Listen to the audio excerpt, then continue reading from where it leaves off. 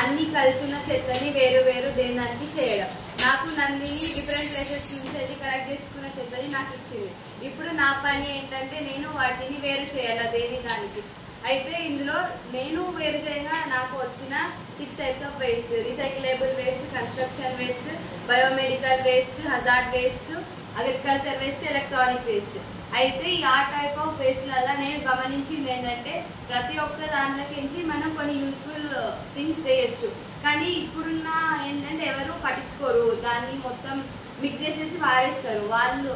ఇది main project theme and నా part theme ఏంటిదంటే ఇట్లా మిక్స్ చేసి చేయకుండా కేటగిరైజ్ చేసి అందులోకి వెళ్ళి మనం రికగ్నైజ్ చేయొచ్చు ఏం యూజ్ ఉంటాయి, ఏం యూస్ఫుల్ ఉంటాయి, ఏం మనం రీసైకిల్ చేసుకోవచ్చు, ఏం వాడుకోవచ్చు.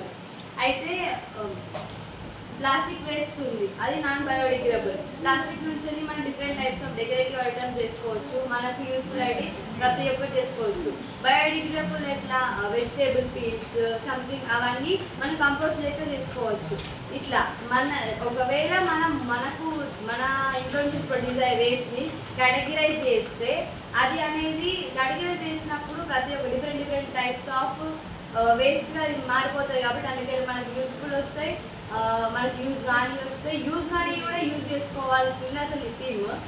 అయితే నాకు నందిని తెచ్చేసింది కాబట్టి నేను కేటగిరైజ్ చేసిన. ఇప్పుడు నేను చేయాల్సింది ఏంటంటే బయోడిగ్రేడబుల్ వేస్ట్ని నేను మనిషికి ఇస్తే మనిషి ఆమె టాపిక్లో భాగంగా ఆమె దాన్ని కంపోస్ట్ తయారు చేసుకుంటుంది.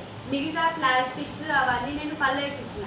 పల్లవి ఏం చేస్తుందంటే వాటిని జీరో వేస్ట్ చేస్తుంది. జీరో వేస్ట్ ఏంటిదంటే అవి యూజ్ కాకుండా మనం యూస్ఫుల్గా చేసుకోవడం అనేది జీరో వేస్ట్. నా తర్వాత టాపిక్ వైష్ణవి.